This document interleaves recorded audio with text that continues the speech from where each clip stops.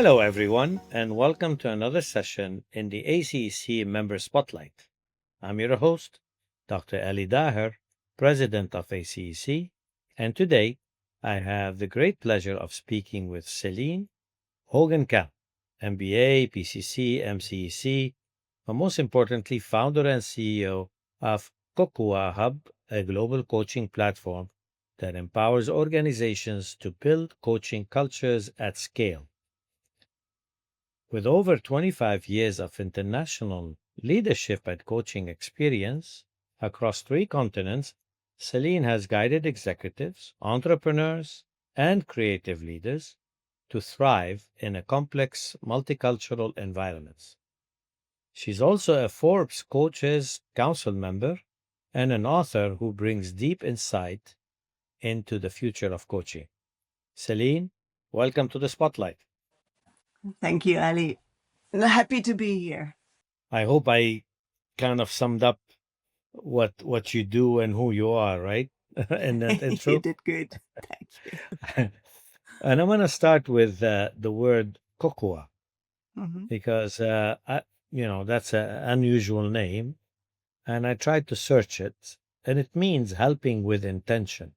hmm So, and I tried to reflect on it. So, is it when I help cook dinner, the intention is good, but the result is a takeout? So, is this the intention was the takeout? And so, how, explain to me, I'm trying to relate to everyday's work. What is cocoa? Okay. Kukua actually is helping with intention and unconditionally in a way. So Oh, when I registered this organization I Googled everything under the universe, what to do with coaching. And everything is already taken on the web, as you know. So I thought, no. okay, what is it actually that we as coaches do? So I started to translate because I'm a linguist. I looked at different languages and I love the Hawaiian and Japanese cultures. So the word kokua came up to help. And I thought, Oh, nobody here has kokua in coaching, and it rings a bell for me with helping unconditionally. So there we are. I grabbed the name and we have kukuahub.com. definitely, it's a word that triggers engagement, that triggers question. What is cocoa? And then this Yeah, will give you a lead to really discuss it, talk about it, and pitch it. Absolutely, well done. So, thank you. I want to ask you if you can share one personal story where that spirit of intentional help hmm shaped your career or guided you on how you show up as a leader and a coach. Yeah, it's interesting. And I was reflecting on that. And Mm. I go back to sort of earlier in my career when I was working in Sydney, Australia. And I was working for a consulting firm. I think today they're called PwC, PricewaterhouseCooper. And I had quite a big project where I was interviewing all the CEOs of pharmaceuticals because of my background in pharmaceuticals. And at the same time, when I was working on that project, my father in Holland was seriously ill with leukemia. And so I had the dilemma, am I letting this project go or am I going back home? And so I took the question. I decided to talk to my lead in the organization, and he actually said, "Well, why don't we see if we can do both?"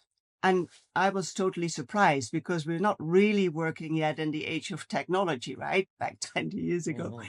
And so they allowed me to take my findings because by then I had finished the face-to-face interviews. They allowed me to take it to Holland.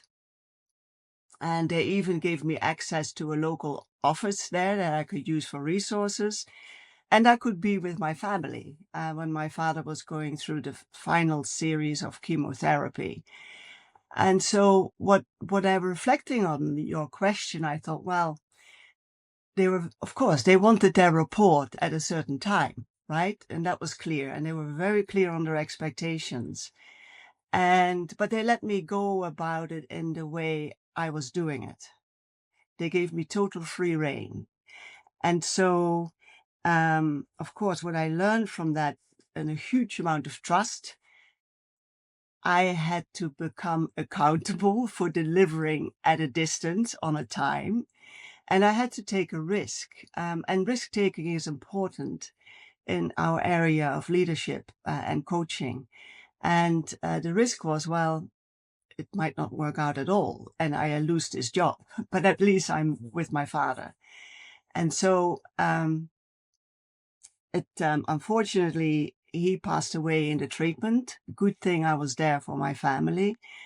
And so another nice thing what helped subsequently, they helped me by saying, well, why don't you see if you want to work in Holland forever?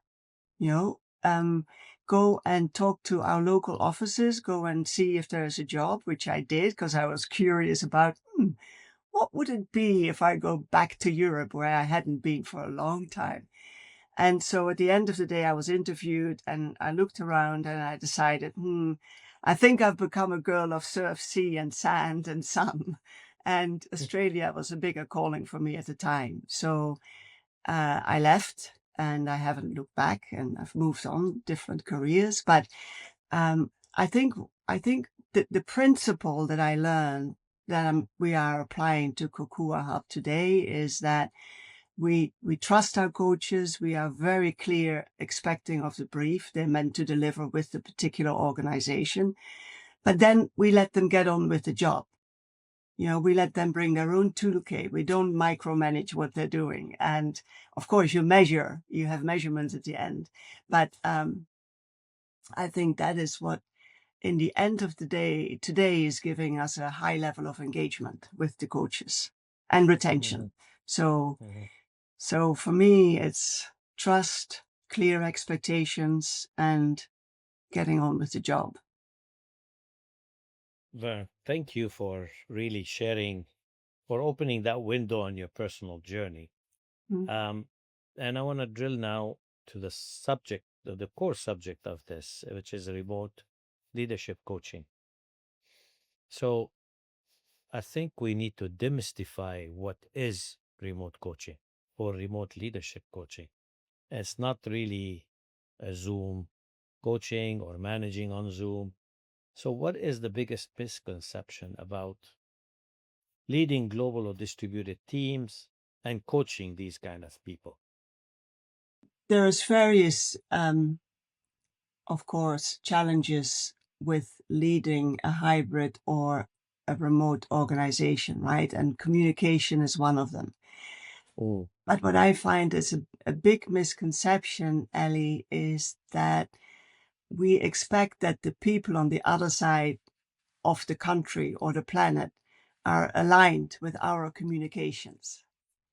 Mhm. So, for example, a company in England with their executive team have agreed on a strategy or an approach for a certain project, and they start working on it, and they may have, through all their SharePoint, etc., shared the information, but they're expecting the office in America to be totally aligned with that approach and that communication. And that's often not the case. So Of course. the misalignment of communication, if you want to put it in a nutshell. Yes. And that is, Multicultural, multi yeah, location, geography, you name it. time zone differences. Yeah, Yes. that's, I think it's a big difference. So in our daily work, what I absolutely have a strong dislike is of like cold calls, when people just barge into the conversation, into your life.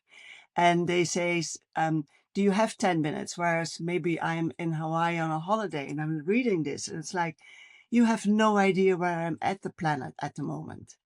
You haven't even taken the time to research where I am at, and it's like, I have no patience for that anymore. So with my own Yeah. team and with my own people, I always respect that time and figure out where they are at, or quickly check it out, or have a quick note on the emails is a good time for us to connect.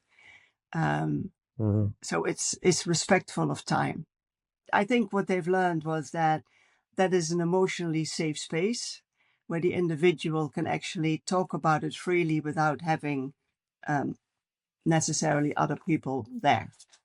I remember you reminded me of when I first joined ACEC. That was what 8 years ago, 9 years ago.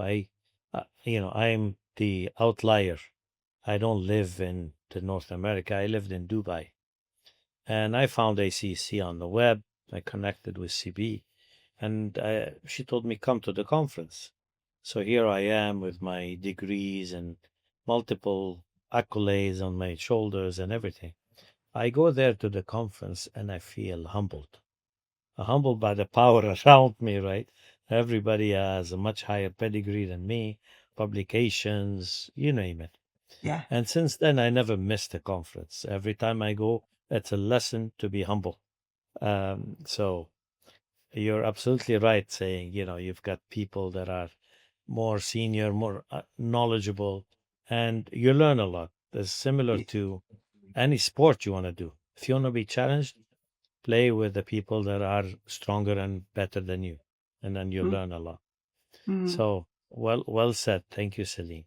And in fact, thank you for sharing both your personal journey and your professional insight. What I love That's about nice. this conversation, yeah, is how it highlights intention, culture, and connection, reminding us that remote leadership is not about distance, but about presence and trust, right? You mentioned Yeah. trust. Yes, So absolutely. On behalf of ACEC, I want to thank you for being part of this member spotlight. And to our audience and viewers, stay tuned for the next session where we'll continue bringing you the voices of our dear members. Thank you, Celine. Thank you. Very welcome. Nice to be here.